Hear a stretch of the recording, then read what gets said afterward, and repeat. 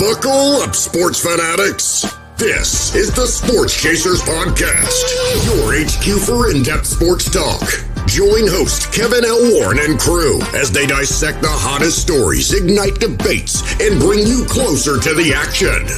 From locker room whispers to expert takes, we cover it all. It's game time, so strap in and grab a drink. The Sports Chasers Podcast starts right now.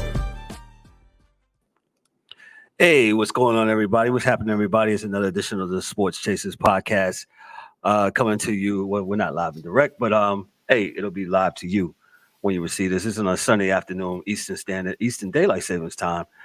It's myself. I'm Kevin O. Warren, your host and moderator, and I'm with the hockey dude, Dan K, man. Dan, what's good, man? What's going on, man? You know, when me and him get together and it's just only us two, it's usually just only hockey. Dan wasn't with us this past Thursday. And I gave hockey as much as justice as I can. But as I always tell you guys, Dan's the expert when it comes to the frozen pond. And he's here today. Dan, what's up, bro? How are you today, man? What's going on? Doing good, doing good. A lot of good hockey games the last few days. Yes, sir. Yes, sir. Yes, sir. My Rangers, went up on the Carolina Hurricane. I'm pretty sure we'll talk about that later. But the series that you probably really want to jumpstart with is the team that I got the hat on with, who has yet again, they will not win the Stanley Cup in the year 2024, and it's 1967 and counting. So. Yeah, boy, I watched that game, and man, it was a really good hockey game. It was, you know, man, it's just there's a lot of baggage to unpack here. And shout out to my man, Steve Dangle. You know, I watched his 40-plus minute rant of Game 7, and I feel for him, man. And you know, a lot of stuff that he was talking about is kind of some of the stuff that I'm going to touch on here. But yeah, they lost. What was it? 2-1 in overtime. One overtime. Yep. Pasternak. You know, got it. I tell you what. I bet you Lindholm could probably throw that pass 100 times, and probably maybe 2 of the 100 bounce straight out like it did. I mean, you couldn't. That's like playing billiards, and just, you know, using the rail to bank it right out in front of the net. Pasternak took the puck, you know, one little deke, backhand, boom, game over. And you could see the look on, you know, Toronto's bench when they scored that goal. The whole bench, as you can see, I didn't get a chance to watch it in live time, but I rewatched the game today, and you can see the whole bench after they was just so dejected because, like you said, this is a once-in-a-lifetime bank shot because when they threw it in, I was like, okay, throw it in, and then I was like, holy shit. Well, how do you – man, that's really a tough way to lose a game, man. Heartbreaking, needless to say. So, well, like I watched that highlight a few times, and not to put blame on anybody, but Marner just came on the ice, and if you watch the play back, I don't know that he knew Pasternak was there right away.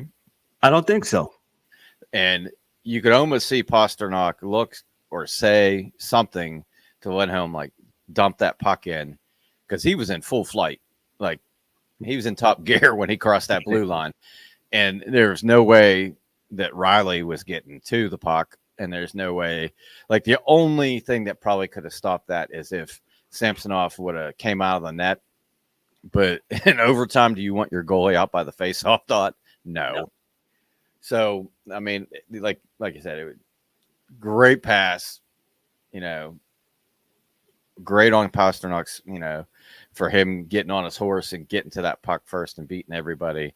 And then just the sweet little backhand, forehand, backhand move and, you know, drop it in the back of the net. But, you know,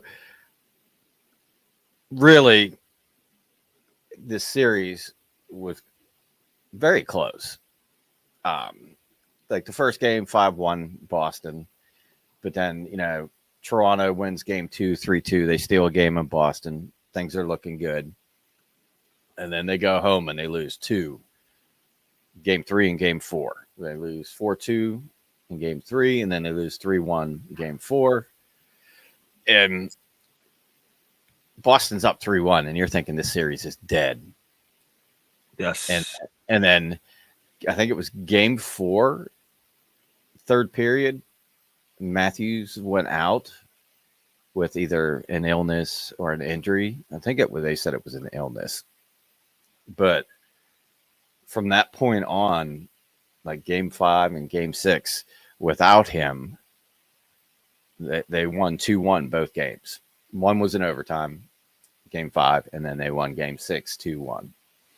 And I hate to say it, but I know I'm going to get everybody bashing on me because he's should be the MVP and all this other stuff. But man, like they played way better when Matthews wasn't in the lineup. Now, granted, he played good when he came back in game 7.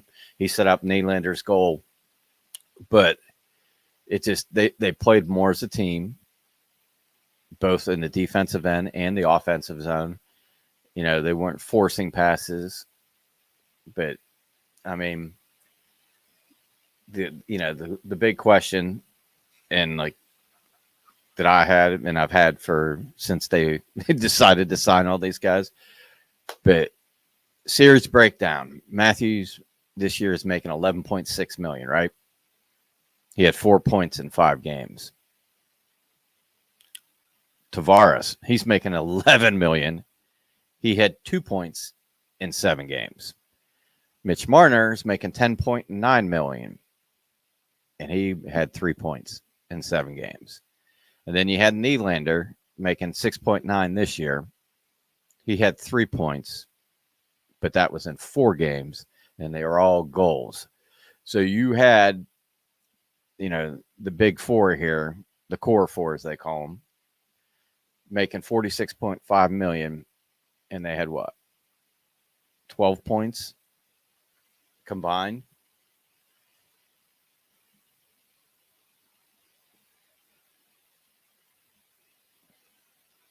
I was on mute. I was trying to do for this is a big thing for Toronto. Do they run it back again? What do they do with this? Well, like I was saying, with the salary of the big 4, that's this year. Next year, Matthews goes up to 13.25. Tavares and Marner stay where they're at 11 million and 10.9 million. But then you also have Nylander, where his deal goes up to 11.5. Wow. So, an extra what? 7 million. So they're gonna be making like 53 million. And like I said, like a shout out Steve Dangle, I was watching it, and he's right. You got to blow it up. I mean, he might have went a little excessive where, it's time for Shanahan to go. Sheldon Keefe was probably coached his last game for the Maple Leafs. How long has he been there? Now, this is what year? I want to say 4 or 5. I thought it was, at least 5. Yeah, it's in that neighborhood. But yeah, like, you can't spend 53 million out of like 90 million salary cap on 4 guys and keep on getting ousted in the first round. Yeah. Like the Calgary GM that they brought out, Treliving, like I thought he did, pretty well by bringing in Edmondson for the defenseman and Lyubushkin on D. Like they got a little bit better on D, but maybe we're not talking about Toronto in this light if in game 6 where Boston scores with 0.01 seconds on the clock when it doesn't matter, because I believe that's probably when Wall, their goaltender, got hurt, and he's the one that came in and shut Boston down game 5 and game 6. So he didn't even dress in game 7. That's, so there's no chance of him playing with his injury. Right. But, shoulda, coulda, woulda, what if, what if he just doesn't care and lets that puck go in, doesn't try to save it? Right. I'm assuming that's when he got hurt, because if he would have got hurt and he can't play the game 7, I don't think he would have been in there that late in the game. He would have already been pulled. So, meaningless goal, he gets hurt, and that might have changed Toronto's fortunes in a big way. You want to look at let's before you go on to, let me just show just a smidget of last night's goal, just a smidget, so we won't get flagged here. Here, gotta see it. I'm gonna show it, and no sound. Here we go. Like, perfect. Like, you just can't do that like every day, every time. That just worked out. And kudos. Yeah, Lindholm had a really strong game. Right. He scored the goal earlier for Boston to tie it up, and I think Samsonov was probably screened on that one because there was a lot of bodies in front of him. But even with Wall being out, I thought Samsonov played a really good game. He gave up that goal we just showed, and then he gave up the goal through traffic to Lindholm. He only gave up 2. But then again, you got Swayman on the other side, who has had their number all year long. Okay. Now that you talked about the Leafs and what crossroads they're at, as far as running it back, their coaching situation and their monies that they're spending, and they keep on getting ousted in the first and second rounds. They haven't even sniffed. When was the last time they was in the conference finals? I would have to look it up. What now holds the? I don't think that. So, the last time they won the cup, I believe there was only 2 rounds. So I don't think they've made it out of the second round since 1967. So, and that was still part of the original 6. Wow. I do. Okay. The Toronto fans, hey, I guess I'm in solidarity with you guys today. Hey, shout out to y'all. To the Maple Leafs fans, Boston, the Bruins, the Bees. What chance do you give them against Florida, against the Panthers? I mean, left to beat the Panthers. They could beat Florida in a second, but I don't think they're going to. Like, I don't know. Krejci and Bergeron retired, and those were 2 of the big centermen that won faceoffs and were really good defensively. Right. But just even against Toronto, goals were hard to come by. A lot of those games, what was it? They scored 5 in the first game, and they scored 4 in game 3. But they scored what? 2, 3, 4, 7, 11, 13, 18 goals in 7 games. I mean, that's not that many, as we'll see when we get to some of these other series. But I don't know. I mean, Florida, they played Toronto or Tampa Bay in the first round, and they won that series 4-1. But that series was really a lot closer, than the 4-1 indicates. Because what was it? 3-2, Florida won the first game. 3-2, Florida won the second game in overtime. They won game 3, 5-3, and it was 4-3 before they scored the 5th one and the 3rd. So that one, that went down to the wire. And then even the Tampa game that they won Tampa won 6-3 in game 4.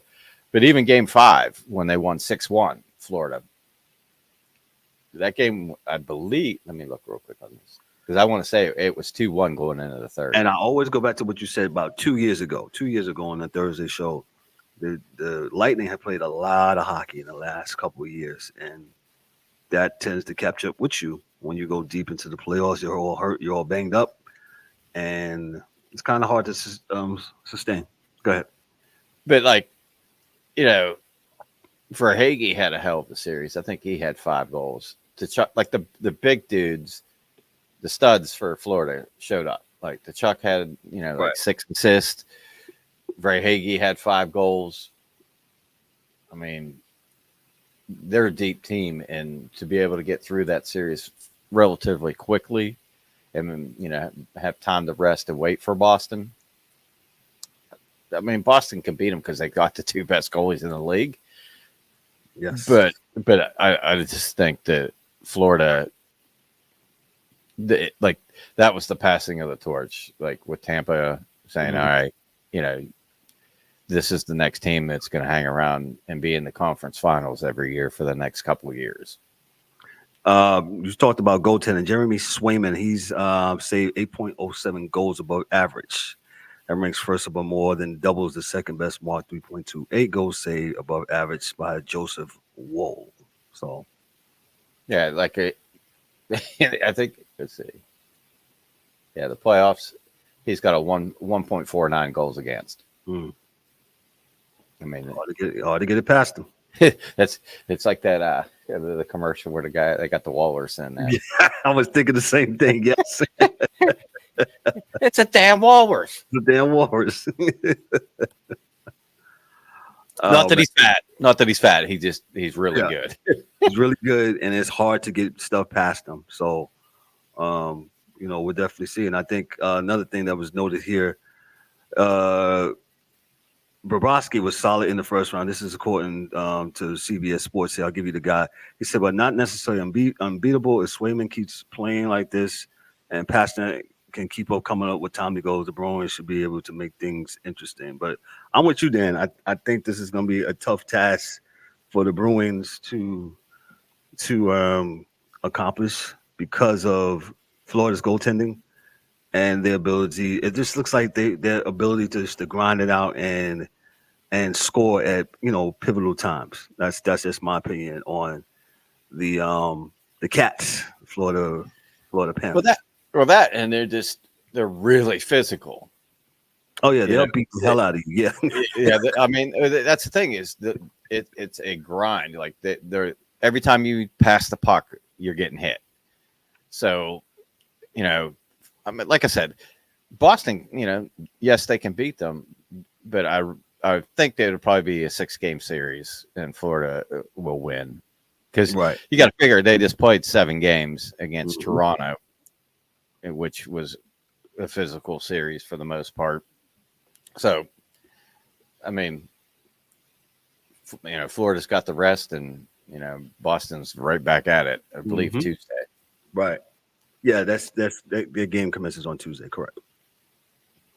But then, is where you just stay in the East. The Rangers in the Capital Series. There's really not a whole lot to say there because that was basically a first round bye for the Rangers.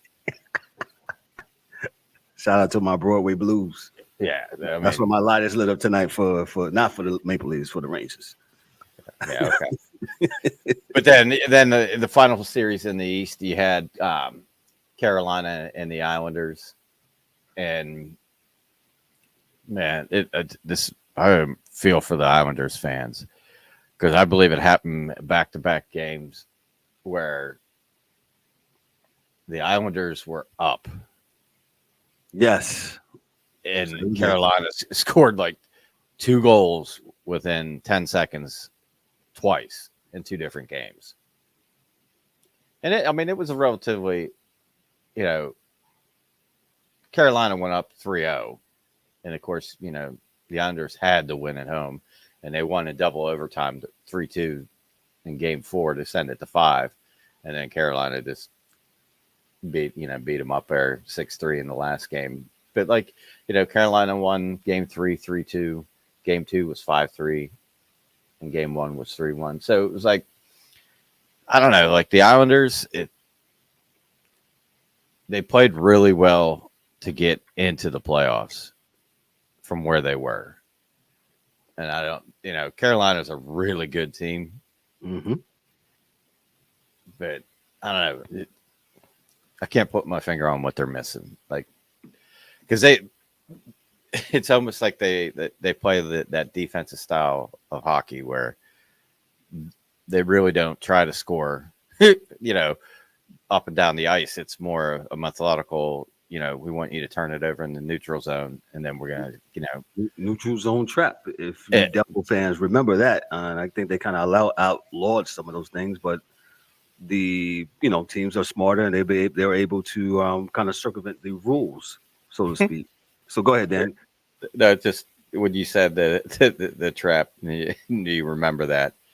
All I could think of is I remember this where I think it was Chris Pronger with the Flyers, and he literally stopped and he was on the faceoff dot on the right side in his own end, and he just stopped and just stood there with the puck because you look up the ice and they had the trap all set up, and he's like, "No, I'm not coming to you. You gotta come get the puck.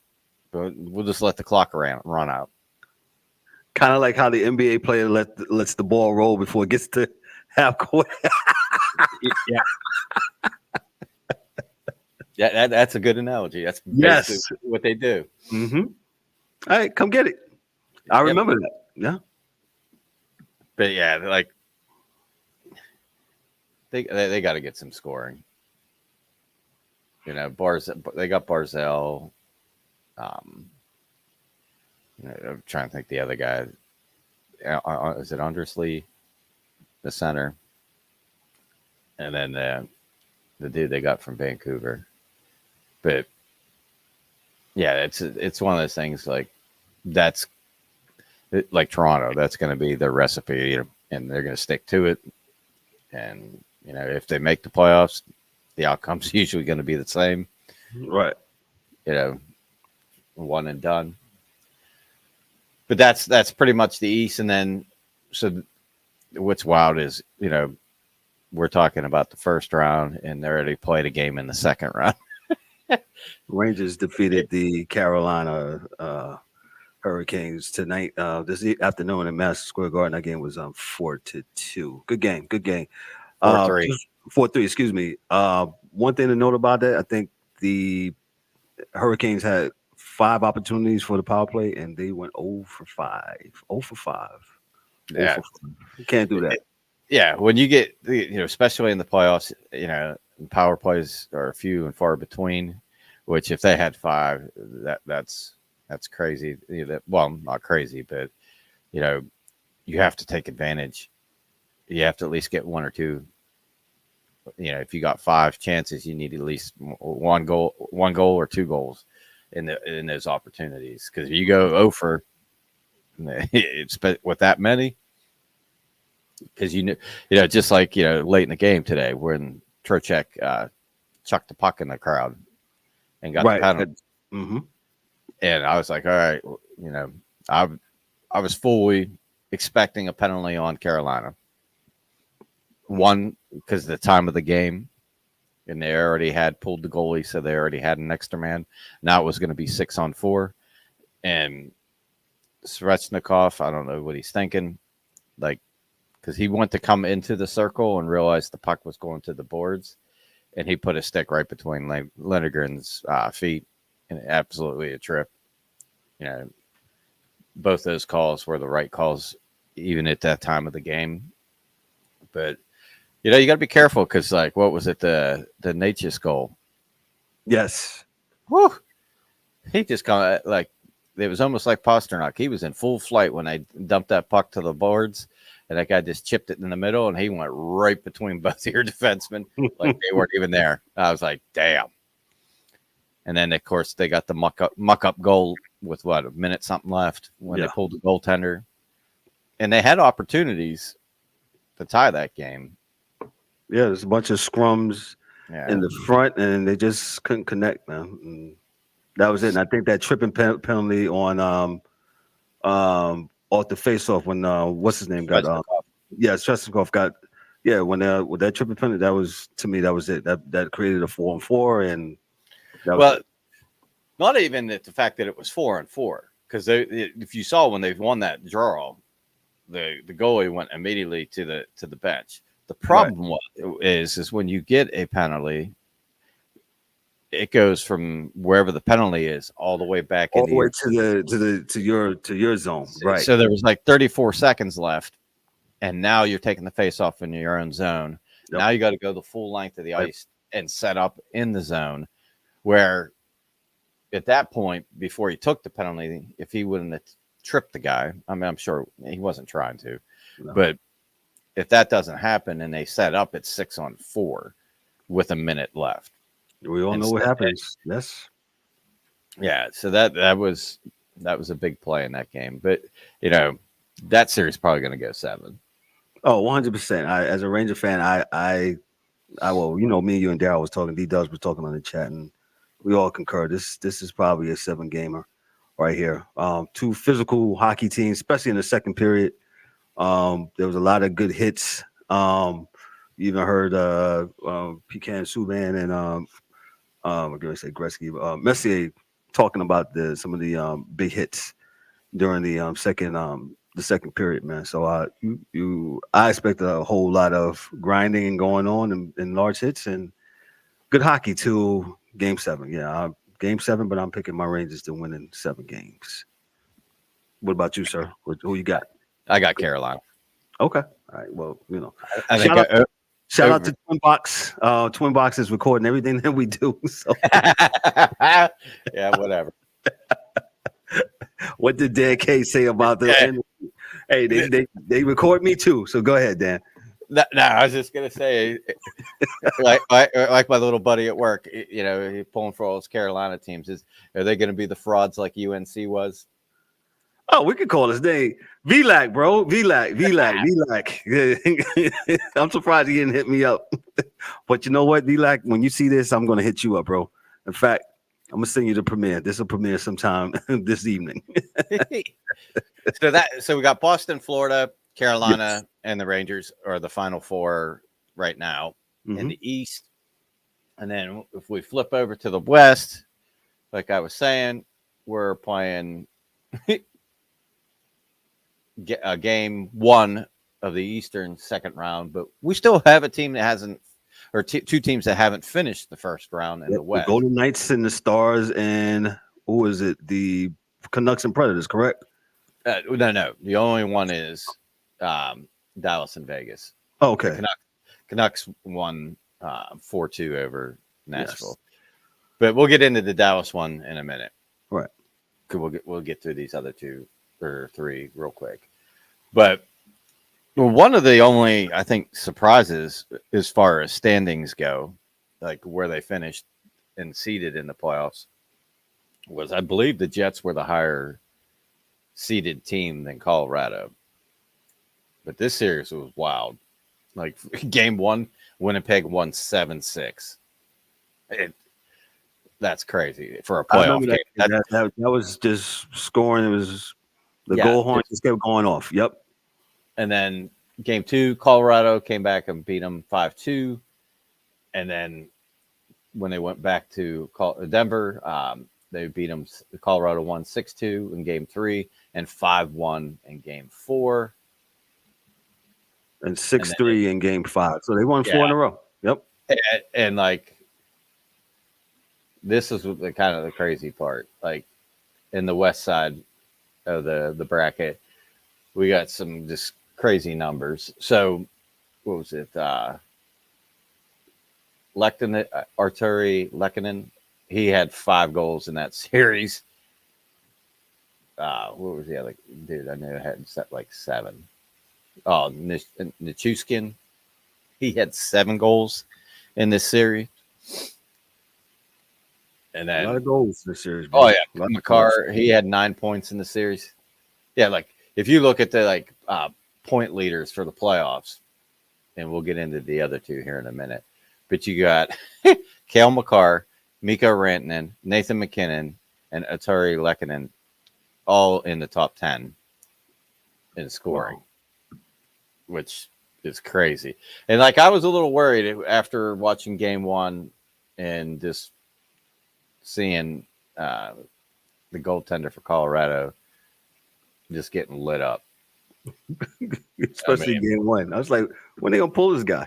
I was like, somebody needs to get him some suntan lotion because that redback's going to burn the back of his neck. He took a. So like I said, I've been watching hockey for a long time, and I was like, man, usually they let him take this licking and kept on ticking, so to speak. So, but oh yeah, because usually after 4 or 5, especially if it's rapid, they'd be like, all right, come on, the night is over for you, bro. Yeah, like you could tell like when someone's not on. Yeah, but you're allowing soft goals, whack goals, yeah. The backup though was Arvid Holm, so that's probably a good reason why they didn't pull him. Okay, especially in the playoffs. But I mean, he bounced back. He gave up what? After that, he gave up 2, 2, 1, and 3. Yep. But Colorado looking like a contender, and I know I harp on this all the time, but this is why I hate. The way that the playoffs are set up, where it's, what I mean? Because, look, the Rangers in Carolina,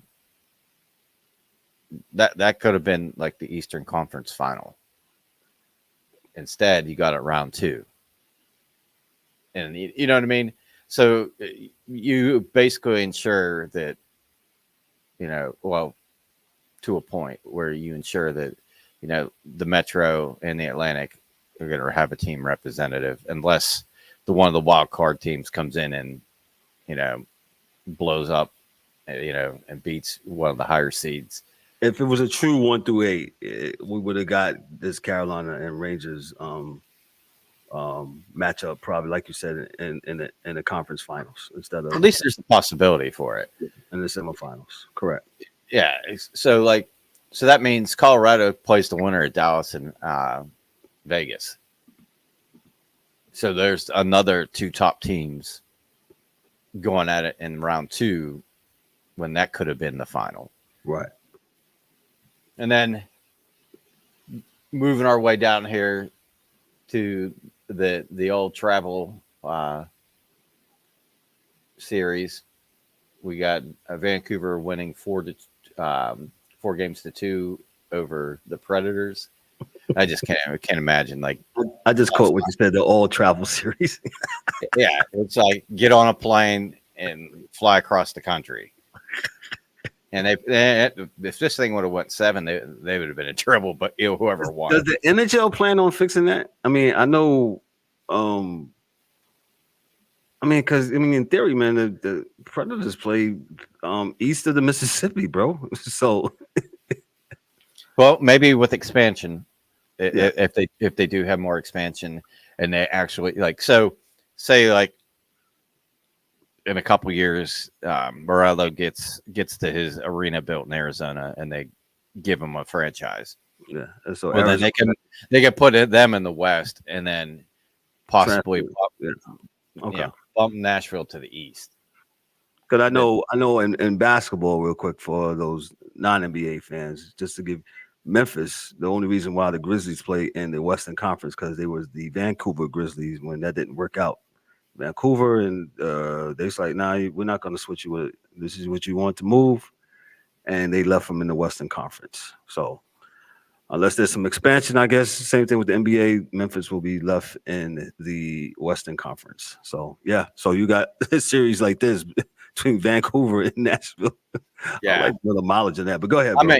I mean, 2 beautiful cities. Oh, 100%. Yeah, you know what I mean. So I love Nashville. It's not like you're going somewhere where you don't want to go. Great nightlife in both areas. Good food, but this series, I thought Nashville might pull this off, and not because Vancouver stinks or anything, but this reminded me of the Penguins Rangers series a few years back. Vancouver's on goalie 3. Right. Yeah. I mean, and he outdueled Saros to win game 6, 1-0. So I mean, Archer's Silovov, I think is his name. He had 28 saves in that game and shut out Nashville. Now, how far they go after Nashville, beating Nashville, Right. hopefully, because Themko Datcher, he got hurt first. Then they brought in Casey DeSmith, and I think he played in one game, and then he got hurt, and then they had to go to, I think this kid's a rookie, and Rook, you're up next, Rook. Let's go get it. Yeah, next man up, and kudos to him. That's a high pressure situation where you're only up a goal, and and it's not like you're not playing a good team in Nashville with Forsberg and them and Riley. They got people who can put the puck in net, but we'll see how that goes because game or series 4 in the West was Edmonton and LA, and this series started out where it didn't look too promising for LA because game 1, I think it was 7-4. 7 as I look down here. Yes, it was. Hold on. Let me just be right. It was 7-4. Yes, Oilers beat the Kings 7-4. Game 1. And Zach Hyman had the hat trick in this game. That is, yep. Mm-hmm. And the little blue paint with the half circle in front of the goalie. That's where he scored them all from. Like within a foot of the net, he scored all his goals. I was like, "Do you even know this guy's on the ice?" Like, that's their guy. Like, that's I think the big difference from the Oilers in years past in the playoffs till now is they got a bona fide guy that can put the puck in the net. Granted, he doesn't stray too far away from the net most of the time, right. But he's one of those guys like I want to say like when Pavelski, Joe Pavelski, when he played for the Sharks, before he got to the end of his career, like the guy that scores everything in front of the net, you can't stop him. But and then they lost. Edmonton lost game 2, 5-4 in overtime. Then they blew up LA again in game 3, 6-1. Game 4 was 1-0. I watched the end of that game, and surprisingly, Edmonton played really good defense to preserve that lead. And then they won game 5, 4-3. But so Edmonton had played 5 games in the playoffs. Connor McDavid has 12 points. Draisaitl, 10 points. Then we got Hyman, I think, has 8, but 7 of them are goals. He has 1 assist. But that's his deal. Like, you go stand in front of the net. You go in front of the net. You tip the puck. Put in the rebounds. We're not asking, that's where he gets most of his points. But that's up to the opposing team to get him the hell out in front of the net, which that's easier said than done, right? Yeah, because I know the one goal he scored, literally, he could have just went like this and put his arm on the crossbar because he had both of his skates up against the post, and literally they just shot the puck at him and it went off of him. For Dan, just walk us through a little bit. For those that don't really watch hockey, what's the rules of engagement as far as you being the opposing player being in the crease in that whole blue area? What's the rules of engagement for that? Well, they've changed the rules, multiple times, but way back when, I believe it was Brett Hall. When was it Dallas that won against Buffalo in the Stanley Cup, and he scored a goal where his skate was in the blue. I remember that. Yeah, and that was supposed to be illegal, but they didn't call it. And that's kind of like when they started the new revolution. So the way it works is you can stand in the blue paint where the goalie is, You just can't touch him. So if you interfere with him at all, and the goal and the puck goes in, they'll wave it off. They'll wave it off. Now, if you really run into him in the blue paint, you can also get the 2-minute goalie interference penalty. But yeah, like he could stand on literally stand on the goalpost in the blue paint, and the goalie be on the other side of the net. And as long as he doesn't interfere with him, he's good to go. And you'll see that, like a lot of teams now in their power play, they'll have the guy on the far side go to the post and just literally do what a goalie does and like stack up the pads and be like, just shoot it off me. The Rangers do that a lot with Kreider on their power play. So, you know, but like, if this is the way that Edmonton, like, if Edmonton, I foresee them really having easier time than Colorado is going to have in the second round in their opponent, just because if Demko or DeSmith can't come back, right? Whew, they got 12 points in 5 games. It's in series 1. That series might only go 5. They could get swept. Wow. I'm looking forward to watching that series. Right here. And the other thing is with, you know, the way that they do the playoff seeding or whatever, since Vancouver and Edmonton are in the same division, they got to play each other. So after round 2, they will only have the opportunity to have one Canadian team left playing for the Cup.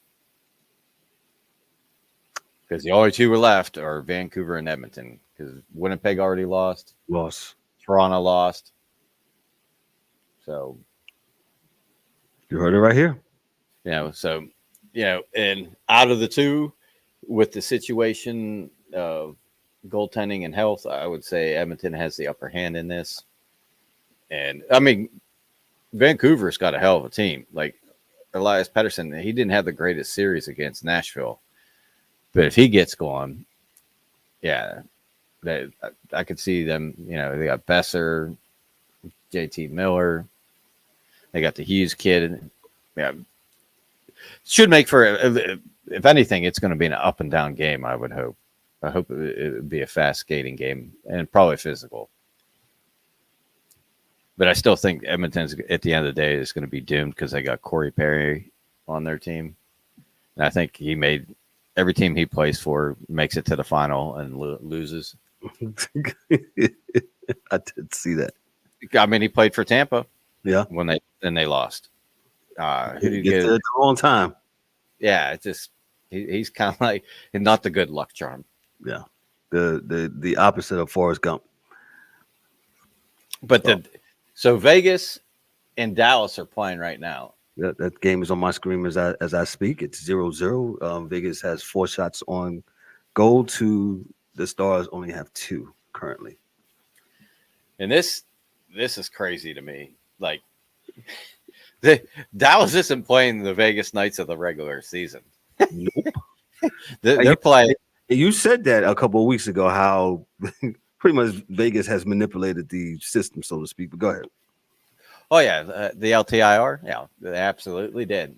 Game 1, Mark Stoneback. Woo, no kidding. Scored a goal in the first game. You know, Peter Angelo. Oh, he's back. I think it was a Carrier. William Carrier was out too. Oh, he's back. Mm-hmm. Yeah, it just, I don't know, dude. I think it's bullshit, but it is what it is. You know, is this along the lines of load management like in the NBA? No, because these guys are actually hurt. Gotcha. So, like, I want to say Stone had, was it spleen surgery, or he had or whatever. So he was out. He missed like the last 23 games.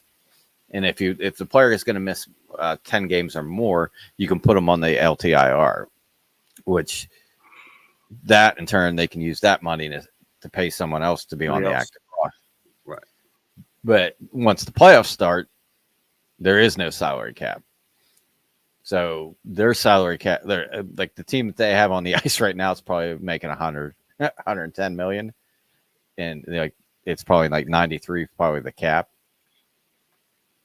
But they're pushing Dallas to the test. Like Dallas has a really good team. Yes, a lot of good young stars, and was it Wyatt Johnston, I think, that scored the overtime winner the other night that I saw. Man, I don't know. He just short-sighted, like very small window to put the puck, and he just roofed it. I was like, damn. Yeah. But that's the kids these days. They can shoot from anywhere. But I'll be curious. Well, I think I already know the answer to this question. I'm going to ask myself. Go ahead, ask yourself.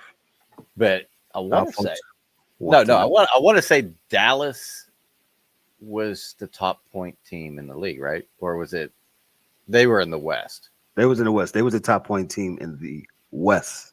Rangers the overall. Okay. Yes.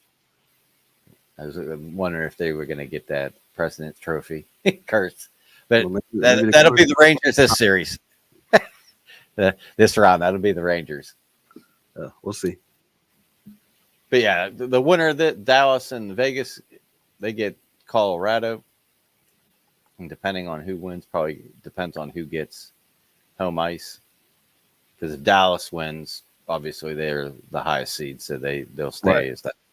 But if Vegas wins, then I think Colorado gets home ice. Well, it becomes the team that gets the home ice.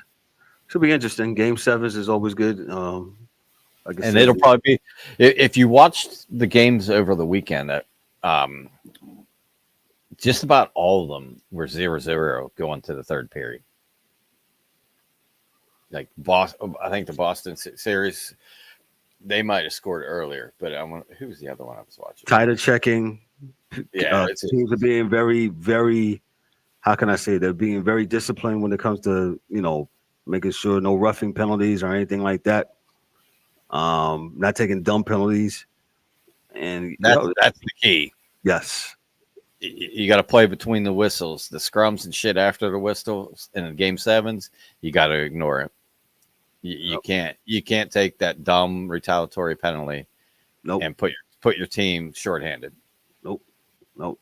Now the Rangers were lucky today because yeah.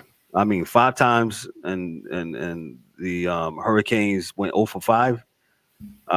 They do that shit again. It's it's not going to be the same story. I don't think for the Rangers. If Svechnikov doesn't take the penalty immediately after Trocheck threw the puck in the crowd, then yes, off the face-off, correct. That could have been the demise because that might have they might have scored there and sent it to overtime, and then in overtime you don't know what's going to happen because it was 6-on-4, right? 6-on no, was it? Yeah, because they pulled the goalie, so it was going to be 6-on-4.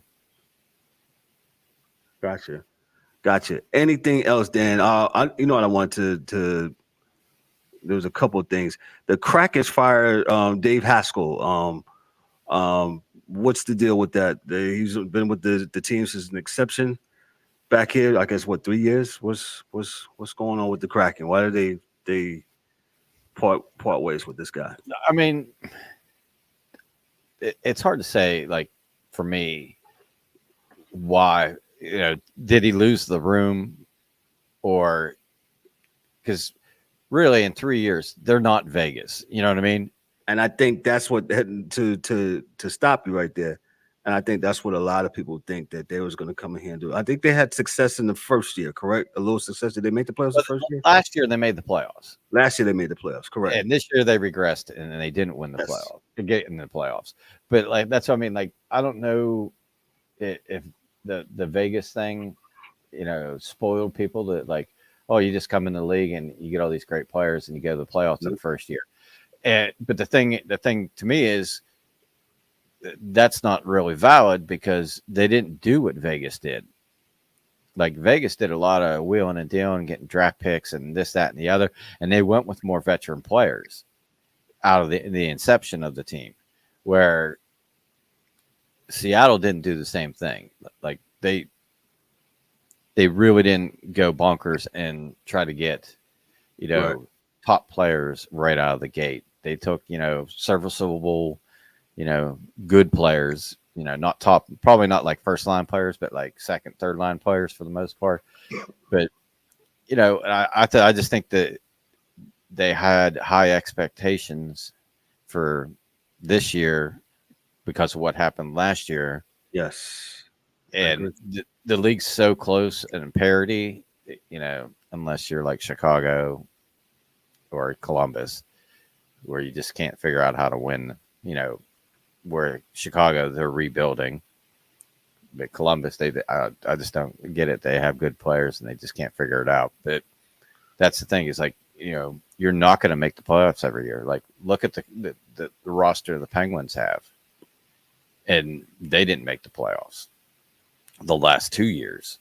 So it's like, even these teams that have high payrolls with good players still don't make it. So, like, for me, it's maybe they just wanted to get a new voice in there, or they want to play a different style of hockey than the current coach implemented. There's a lot of things that go into that, but it'll be interesting to see who Ronnie Francis hires out there for the next coach, because there's a lot of good coaches probably that would like that opportunity. Right. True. Anything else, Dan, before we get on out of here, man? Good segment here on hockey, man. Like I said, when during the playoffs, when Dan's not there on the Thursday, we're going to try to do something on it looks like the Sunday is probably the better day, and then we'll release it within a few hours after we do our little editing and things like that to give you some of this really hockey content. And make sure you guys like, click, and subscribe to the channel. Also, make sure on the podcast side you give us that 5-star review, and make sure you leave your comments, man. If you love hockey, man, keep on giving us your comments, man, because we see you guys chiming in on with the viewerships and the numbers. So thank you again. Like I said, man, we're the Sports Chasers for a reason, and we cover all sports, man. So did they sorry to interrupt you, but did they teach Rempe how to check yet? Say that again. Did they teach Rempe how to check yet, and not decapitate people? Rempe's like 6'8", bro. So yeah, he's got to bend at the knees, bro. As I say, I missed the first period or two of the Rangers game, so I didn't get to see much of him.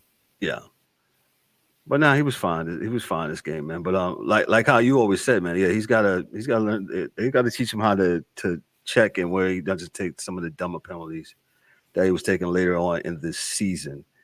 So and that he's huge. Yeah. So like whenever he's hitting, most of these guys that they're 6 foot, his shoulders are going to be head height.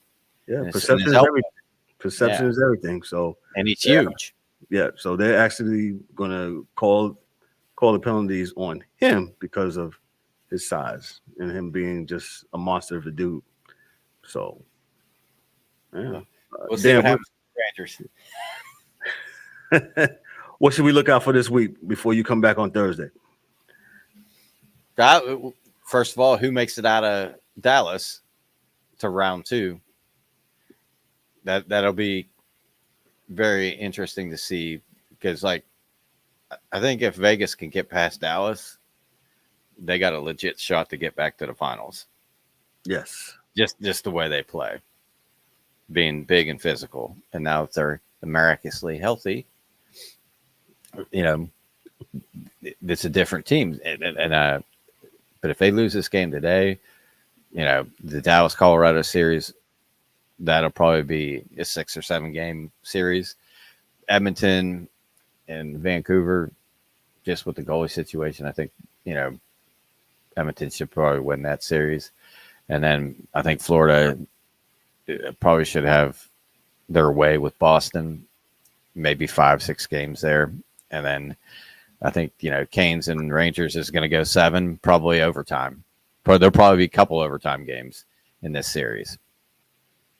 And it depends, like with overtime games, the longer it goes and the team it loses, how deflating that is.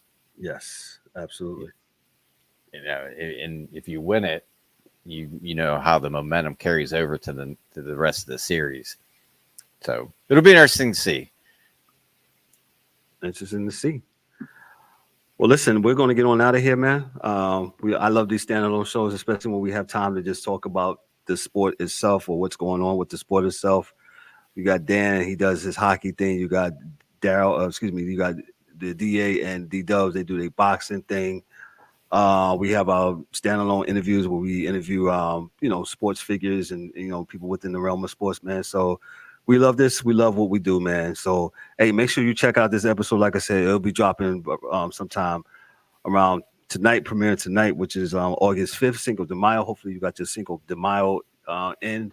I did a little bit today. I actually did a 5K run this morning at 8 a.m., man. So I'm tired. So it's like, man, I committed with Dan to do this. I said, man, let me go take a nap, bro. Listen, on behalf of myself, I'm Kevin L. Warren, your host and moderator for Dan K, the hockey dude, man, and the rest of the crew here at the Sports Chasers, man. Yo, this is Sports Chasers Podcast. Y'all be good, be easy. We'll see y'all on Thursday. Peace.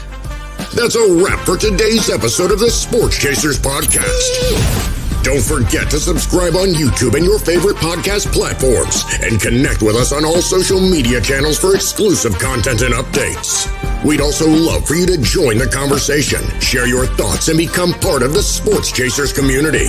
And remember to tune in next time for some more real sports talk. Until then, stay frosty.